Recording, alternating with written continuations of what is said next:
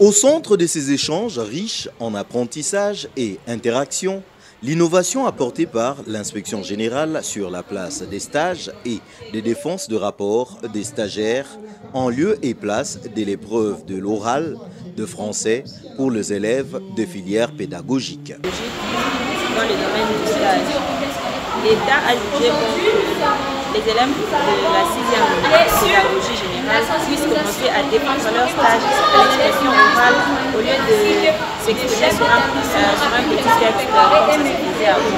Question de permettre aux élèves de pouvoir s'adapter parce qu'aujourd'hui nous avons beaucoup de finalistes pédagogues mais qui ne veulent pas embrasser le métier d'enseignant parce qu'ils ont du mal à prendre la parole en public et ils ne maîtrisent pas trop leur expression. Et cette manière de faire, c'est une bonne façon de nous permettre à tout un chacun, même ceux qui ne vont pas embrasser le métier d'enseignante ou d'enseignant, de pouvoir avoir au moins la capacité de prendre la parole en public, que ce soit pour les élèves de pédagogie et les autres options. Le renforcement de la citoyenneté en milieu scolaire était également au menu des échanges entre le secrétaire général de IMA-ONG et les élèves.